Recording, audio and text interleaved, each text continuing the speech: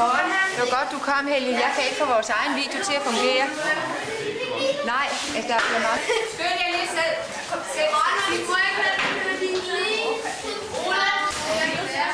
Så har vi lidt engelsk. Please sit down. Så glemmer vi ikke helt godt. Nej, har vi engelsk? Nej, sæt dig ned.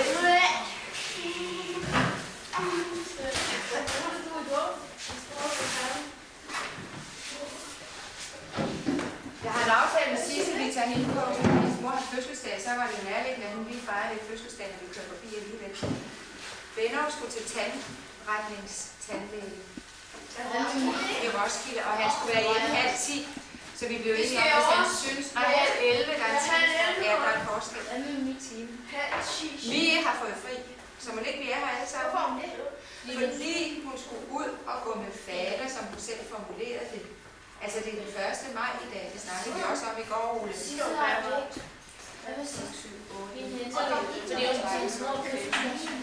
det er 16.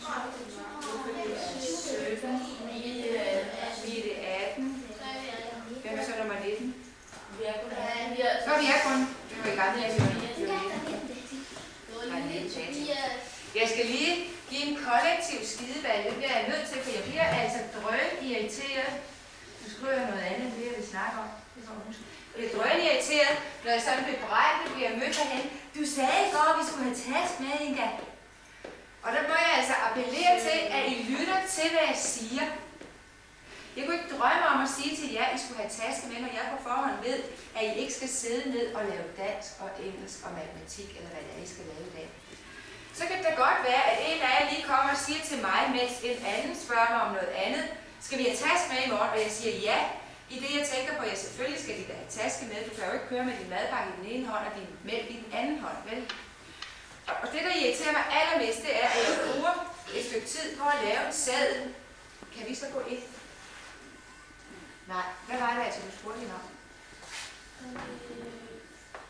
At komme ned og kigge ind. Og hun ville åbne for os, ikke? Og det sagde hun altså nej til, fordi der var noget i stykker. Og så var det så underligt, fordi så siger Kim, vil du snakke med min klasselærer? Hun sidder her ved siden af. Jeg vil godt lige have fortalt hende, at vi skulle til Island, og vi skulle have noget med om Island. Så kunne det jo godt være, at hun havde åbnet. Så lagde hun bare røget på. Tog hun det? Ja, det var ikke derfor, man Kim sagde, at du snakke med min klasselærer. Nej, det var ikke vigtigt. Jeg tror, hun sagde, det kan du sikkert godt selv fortælle. Sagde hun ikke det, Kim? Så ringede jeg til hende 2 minutter bagefter, så tog hun ikke telefonen mere. Så jeg krydser mine fingre lidt for, at vi kan få hende til at åbne. Skidt være med, at det ikke kan fungere. Nej, altså det hun fortæller, det er, at den ikke fungerer. Ja, det regner jeg med, at hun ikke vil. Jeg regner med, at vi klarer det selv, Ole. Den besked gik. Jamen kæreste Ole, den besked gik jeg der hjælp med, ikke? Og det gjorde du der også. Ikke? Ja.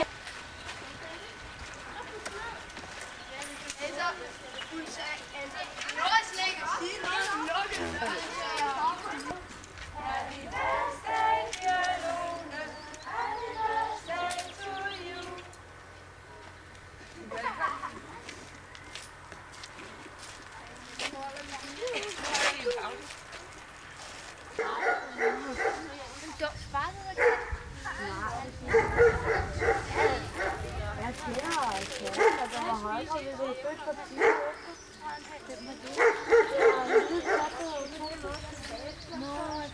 Følte den for timer.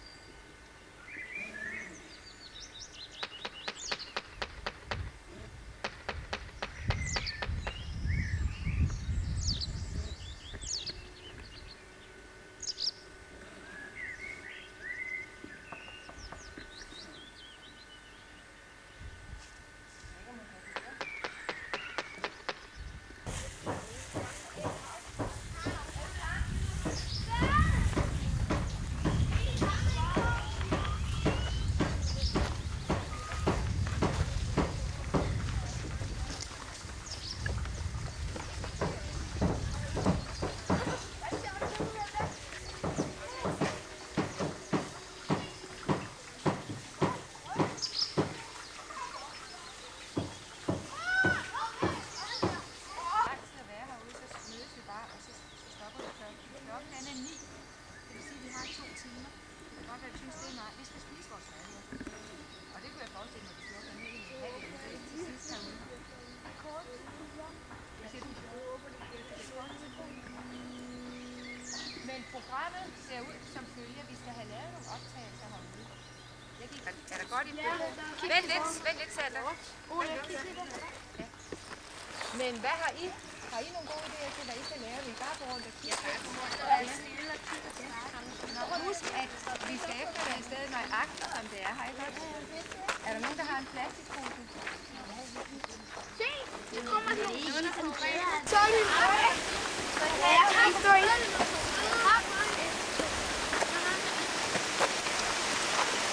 Er der fisk mere?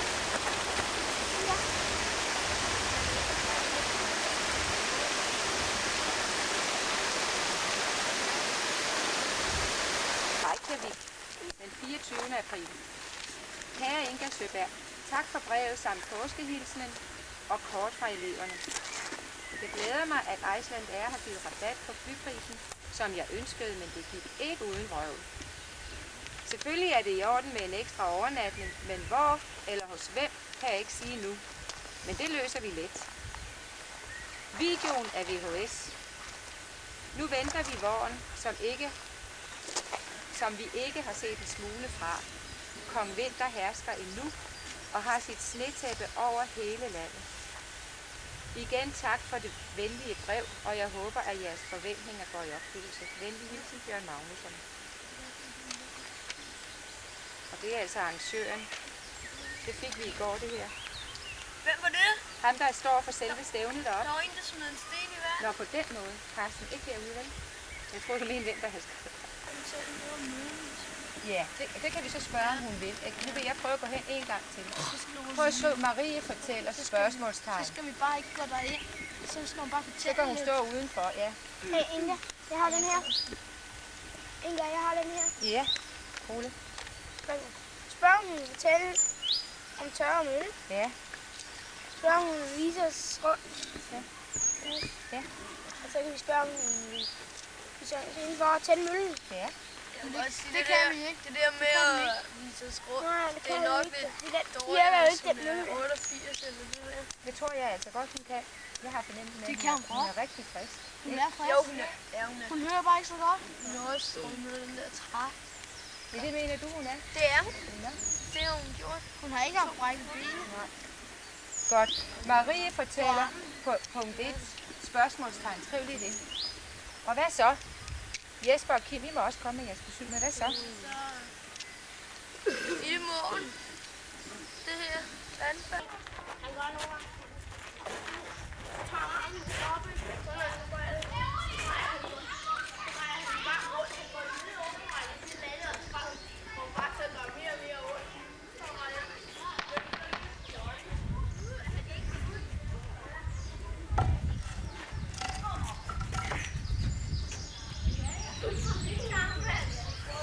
Vi vil tage af mølle.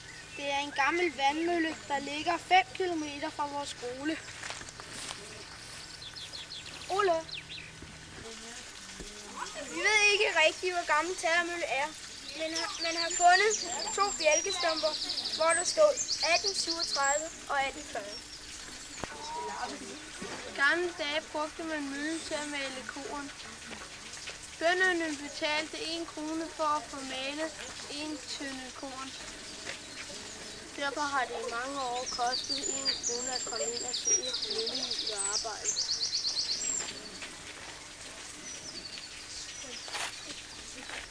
Og her har vi så åen, som fører vandet ned til dammen.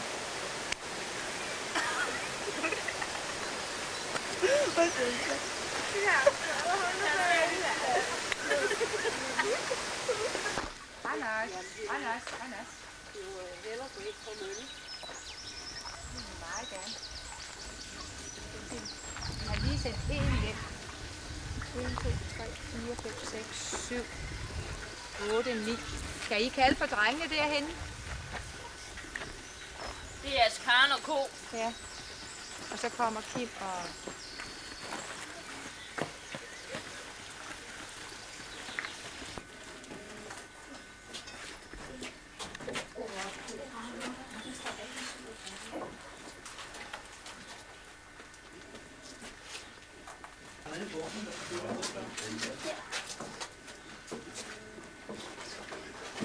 skal vi sætte de biler helt om. Og så prøve at køre rundt. Ikke nu. Du kunne læse det.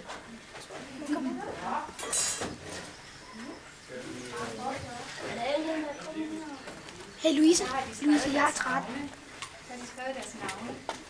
Ja, det er fra 58, at den blev restaureret i 1958. En mølle, den går ikke stort mere end i 30 år, og så er den røget hjulet. Baghjulet. Så altså, det er altså fra 1958. Ja. Og går det nu? Er det det hjul, de har sat på, det, som er dernede nu? Nej, Nej. nu der er nylig sat et nyt et, Ja. som vi har samlet sammen til. Ja. Så ja. Nå, jamen, så må I jo komme med spørgsmålene. Kan I se derovre? Ja. Og det er jo forkert, men nogen, der har lært sådan, lært så meget, de er jo meget klogere Ja. og sådan. Ja. Så må du fortælle os, hvad der er det rigtige. Vi regner med her med at mølle fra 1400. Sådan gammel. Og så er det altså, at vandet, det kommer fra jordens indre. I kilder fra jordens indre, og vi har aldrig manglet vand Derude. og deres kilder skal løbe hernede. Så de er altså ikke oppe i Møllesøen. De ligger oppe af Kirksåby. Ja. Så Det er jo en anden snak. ja, ikke sandt? Ja. Ja, jamen jeg har sagt det til hende, men nej. Men jeg er så forlært, vi andre er jo ikke så forlært, så... Men derfor kan det godt være, at vi ved det alligevel. Ja, ikke sandt? Ja, jo. Ja. Hvor har man puttet kornet i? Er det heroppe, eller er det nedeunder, man har puttet kornet i? Jeg vil sige, nu kan jeg jo altså ikke vise mig det. Nej, og nu skal du, det var også bare en lille ting. Så kan du passe på her. Ja, ellers så er jeg altså vant at trække denne her ned. Og denne til at sætte om sækken. For ellers så kunne en dame jo ikke være møller, hvis ikke at vandhjulet kunne trække sækken op. Nej, du har altså været møller. Fra 1945 til 56. Var I klar over det? Fra 1900 Og så har du sat den i der, og så er sækken trukket op. Lænden op, vi slår på der, og sætter den op, og så trækker vi den op, og så sætter vi den der, og på denne her, og så klipper vi den derop. Med kornet. Ja, med kornet i. Så kommer du herhen. Ja. Så krydser sæden ud i ringkarret, de er inde i midten. Og farten gør, at de kommer ud med en sten, og der ligger to, den underste stille, og den øverste kører rundt. Så bliver knups derimellem. Så falder sæden her, og så er sækken nedenunder. Og så kommer melet ud nedenunder. Ja, så kommer sækken, ja. Og så bliver jo så sækken trukket op igen, og så ud derhen, der skal jo ud bagefter. Ja. Og det vil altså sige, så har man hjulet derude for de der sten til at køre rundt. Hjulet derude for de der sten, altså for sætter noget i gang her. Ja, det løber jo rundt. Jo. Ja, det gør det. Sådan kan jeg mærke. Det er hårdt ned i. Det skal du ikke se over til jer. Hvis I kan gøre et par stykker, så viser det til de andre. Pas på. Prøv lige at vise det til de andre. Pas på her. Ja, pas på. Ja. Nej, vi skal fortælle lidt om møllen på Island. Det gør vi. Det er derfor, vi kommer for billeder, fordi vi skal til Island om 19 dage. Jeg kender en op fra Island. Og hendes mand er kok. Og han er lige ansat på den amerikanske ambassade her i Danmark. Aha. Det vil sige, så bor hun som islænding hernede nu. Ja, desværre. Så har det altså været en meget kold vinter op på Island. Ja. Og så fandt hun og brækket benet, så hun er ikke nået at komme herned hos manden endnu. Jeg fik lige brev fra Island i går, og det er stadigvæk sne. Det er vinter på Island. Ja. Så vi skal have det varme tøj med. Ja. Det var meget fint, du ville vise os lidt. Jeg tror, Kirstine har et spørgsmål. Marie, har du stadigvæk børn herude? Ja. Fordi der er nogle enkelte, der også kom herud, da vi var helt små på børnehaven. Har I været her som Ja. Har I det? Og vi har kunnet den der uden os. Nå, ja, den vej skal I ud alle sammen. Også hende der. Ja, hvad er det slut? Vi har også kørt dernede. Hvor blev han af ham? Fotografen, han skal da også se det. Jeg skal også lige prøve. Jeg skal have hånden ned i der. Jeg kan ikke prøve. Nej, jeg synes, det er morsomt. Ja, det er lækkert nok. Det er ro. Nå, ja, nu skal vi så herhen, for I skal jo også lære noget herhen. Nå ja, Skal jeg lige komme og give dig en behøver hånd? jo altså ikke at gå ret længe. Den har været til at save brænde med. Der var det vindue, Kan I høre? der var det vindue ikke i, og så stod saven derude. Men Nationalmuseet har flyttet det. Nå, ja, det er dem, der Og kom det skulle ind. de slet ikke have haft lov til, og det skulle have blevet der. Det var bedre at demonstrere det, når det var der. Ja. Har hugget brænde, det forstår jeg ikke. Og savebrænde. Og savebrænde, hvordan? Nå, så er det også det der, der har kørt rundt. Og så er det savet brænde. Ja, det var en bundsav, der var der. Ah, ja. Ja. Optager han også lyden dernede fra. Ja, det kan han vist ikke lade være med at få med. Men vi er meget glade for, at du alligevel vil lige vise os lidt rundt her. Så ja, jamen dem er altså til at save brænde med. Ja. Ja, og før i tiden, der tærskede vi jo også sæden. Vi har et selvredsende tærskværk, som også blev drevet ved vand. Ved hjulet her. Ja, ja. Nå, hvem er så, at der har været der? Og hvad hedder så den der? Ole havde, eller du havde været der, altså Karen havde været der. Og Michael, kan I så komme frem? Jeg har fået en hvide 100 Kom så høre. Og Karsten har været her. Hvad hedder den så? Jeg kan ikke huske det. Vi skal hjem og læse eventyr og storklap og lilleklap. Det er en skæbemåler. Ja, Hvor er det godt. En skæbemåler. ja, det er en skæppe, og det er en halv tønde. Og der skal 4 skæpper til en halv og til en hel. Men den er ny, men den er gammel. Halvtønden, den er fra 1872. Det står stempel på den. Så. Nå, jamen så er I jo alligevel et pænt børn. Så behøver I jo ikke at gå hjem og læse eventyr. Ja, det er en skæbe guld, får han til sidst. Ja, en pleje. En plejl. En pleje. Ja. Ja.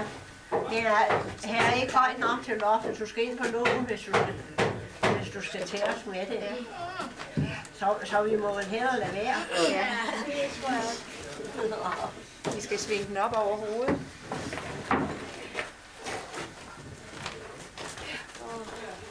Se. Så kunne vi altså også lægge store på indenunder. Ja. Under stjernehjulet. Ja. Og så gik det over derhen, over de river derhen, Ja. og over vejen og ind i gavlen. Så kunne vi skære hakken som mad på en kamp. Altså igen kan I se, at man har brugt kraften til mange forskellige ting. Ja. Ja. Ja, effektivt. Den er i hvert fald udnyttet til det sidste. Jeg tror det var en af ungerne. Jeg skulle lige til at skælde dig ud. Det var godt, at jeg ikke fik sagt noget. Ja, det er mølbøger her. Jo, jeg skulle lige til at skælde ham ud. Hvor han gik derop og rode. Det fik jeg da heldigvis ikke gjort. Men det er 2 mølbøger, så det er ikke værd at skælde dem ud. Nej, jeg troede det var en af børnene, der var deroppe. Men det er det ikke. Jamen tak, fordi du ville fortælle os lidt, Marie. Ja.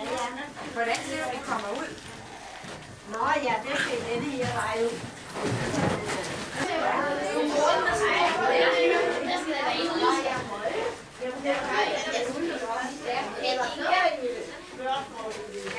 Er der flere ting, I vil spørge om, så har I chancen.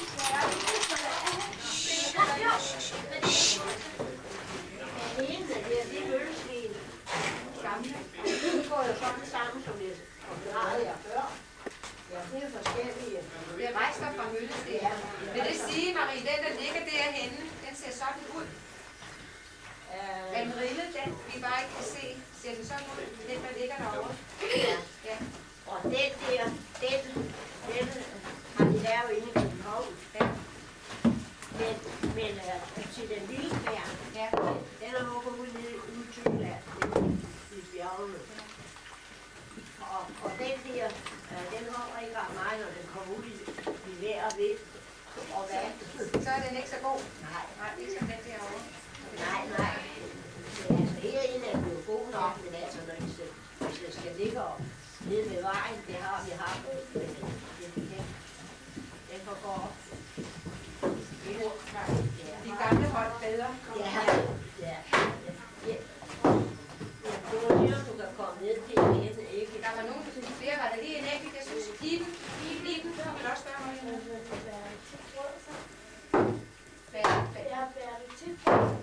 Nej. Ja. Når du har mailen, når du selv kan lave mailen. Ikke mere. Nej, men altså før i tiden, der kunne det gå over vandranden derhen og ind i bærgeriet. Og her har været bærgeriet i mange år. Aner jeg heller ikke. Som halv Sjælland blev spist med det. Hvorhen lå bageriet, siger du?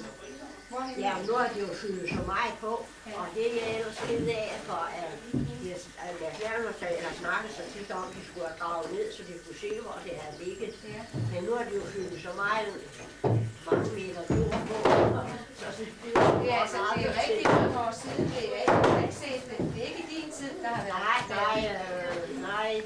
Altså, mit stuehus, det er bygget 1872. Ja. Og der var det på højdepunktet med mølleriet. Ja. Men så gik det jo tilbage. Ja. Og så kom der ja, i min tid andre bærer, for eksempel ind over i Valsø. Ja. Og så, det er altså, her har de bagt, og så har de kørt rundt til omegnen. Ja. Far, hvad skal du få en lille uge? Hvorfra? Helge. Ja. For Helge. Vi også skal passe på ham. Ja, den skal holde. Ja, det skal vi. Og det er meget øje med det, men når der kommer sådan så. Ja. Selvom det er fornuftige børn, så er alligevel, der sker noget hele tiden. Ja, du kan gøre nu, jeg har en opført, da vi går. Ja. Du ved, jeg ved ikke, hvem det var. Jeg vaskede, så jeg var ude i haven og hængte tøj op. Så sagde de, hvad vej skal vi? Ja, hvor kommer I dog fra? Det svarede de mig ikke på.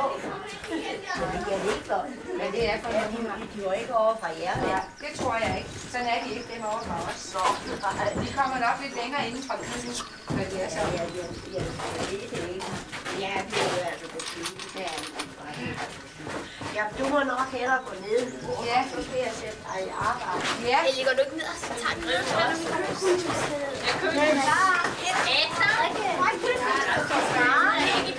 Kan du skrive noget hjælp med at finde noget? Det er det ikke, hun er. Sådan. Det må du holde. Hey, vent lige lidt. Her, tag lige den her.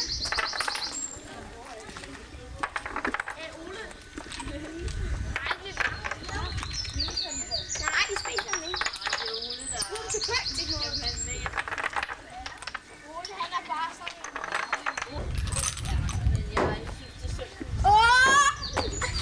Det er sjovt, Ole. Det er rigtig sjovt.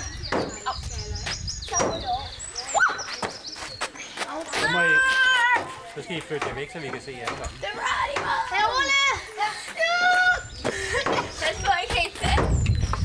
Jeg er så klar.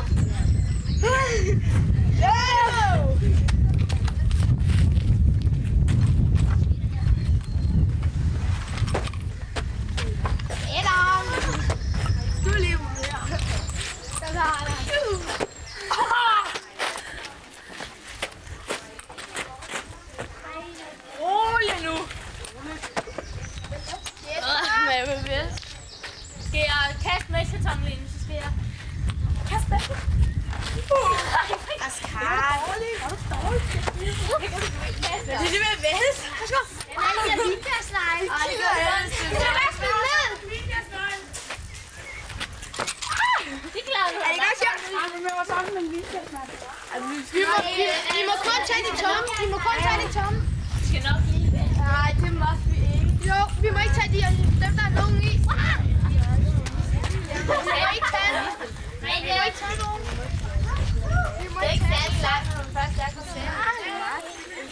dem. Vi må ikke tage dem. Det er ikke et stykke baglæg. Hey, jeg har søgt en nyhedstegn. Ja, du fik nogen af mig. Ja. Der er lige gået for Louise her. Har du? Du er 12, har du ikke?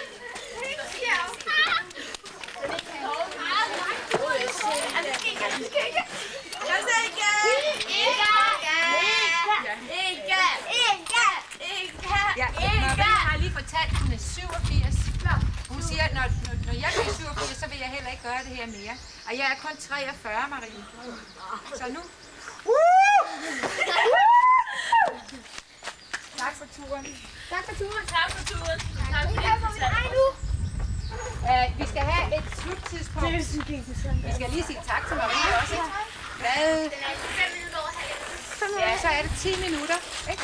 10 minutter med her. Skal vi ikke lige sige tak til Marie? Jo. Jeg skal nok betale hende nogle penge. Men derfor kan vi da godt lige sige tak for, at hun har. Så jeg også sige, at det er om 10 minutter mødes vi her.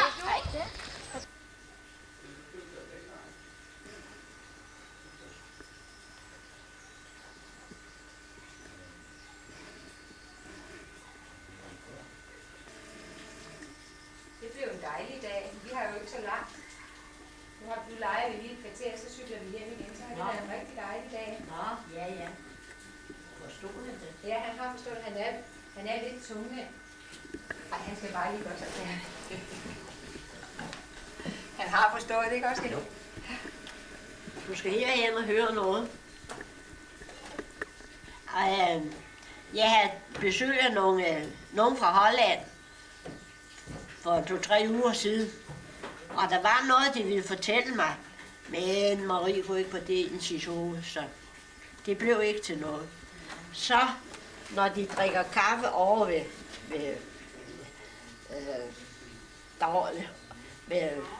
hvad hedder det, parken derovre, så spørger de om vej herned. Ja. Og ved Tølløse derovre? Ja, nej, hvad hedder det? Over bag ved Tølløse, hvad hedder det? Maglesø. Nå, Maglesø. Når de drikker kaffe over på Maglesø, så spørger de om vej herned. Ja. Og lidt efter, så kommer de tilbage. Ja. Det er helt umuligt at finde det. Ja. Så i fjor, der fik jeg brev fra Holland, og der stod til den rare dame Møllen Danmark.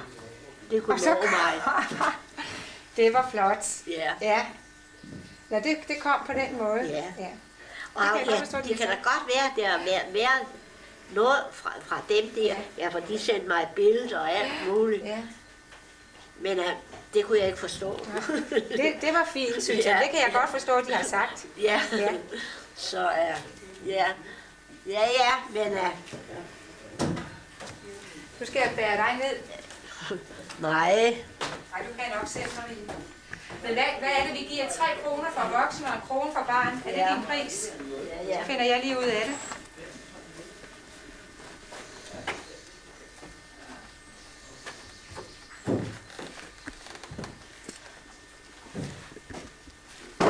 Du kan da også godt spørge dem, om du må tage et billede af det, hvis du vil. Jeg har taget lidt.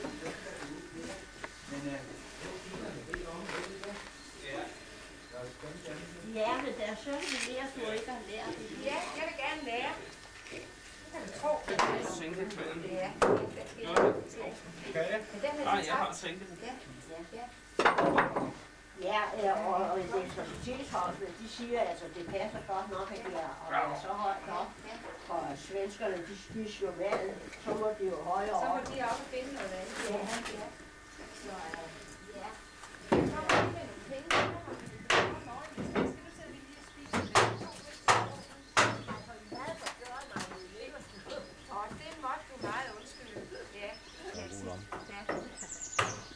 Fordi er det sidste, det er.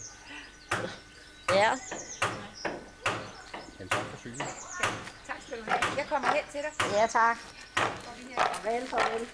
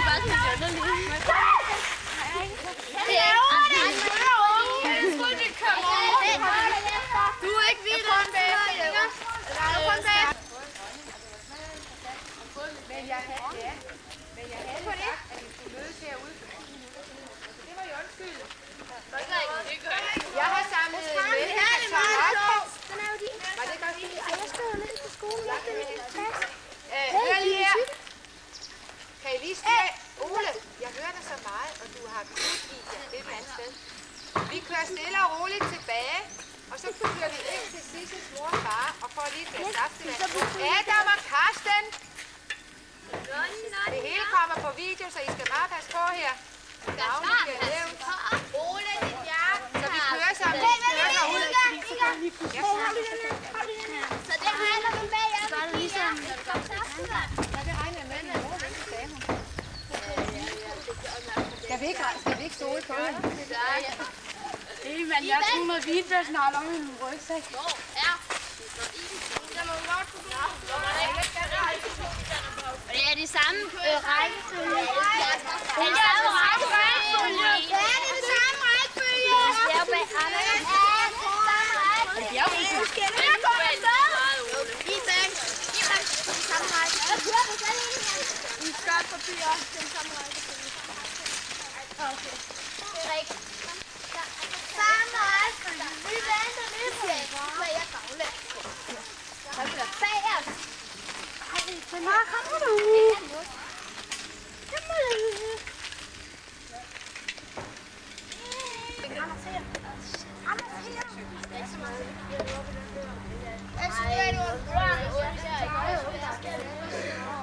Jeg skal ikke tage jo.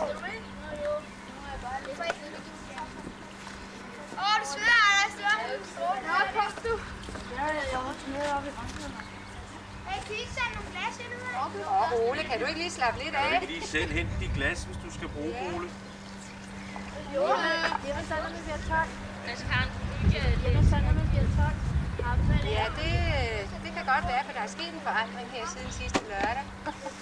Så det er nok det. der er der også et glas med. Er det her kilo måske skal gå? Er det her kilo måske skal være? Nej, ude på den anden side. Jeg vil sige, de to hængstepladser sammen.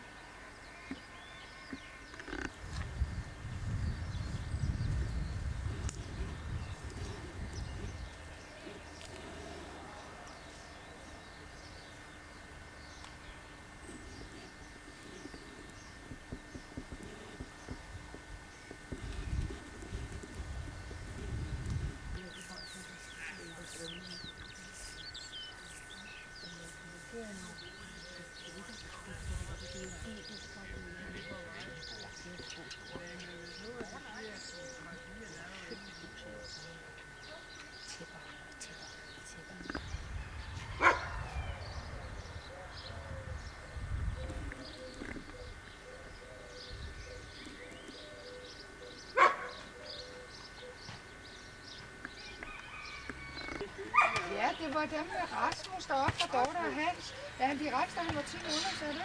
Og nu er han 8 år, ikke? Ja, altså, jeg kan godt lige, der så jeg på FN. Jeg kan godt se, at han har set det afsted. Men jeg tænker ikke, det var det, vel? Kan du ikke huske Søren, der boede der med bilerne? Det er riget. Nej, men altså, så vil Jeg vi lige... skiller det også ud og siger, at det er riget. Ja, ja. Nej, men du...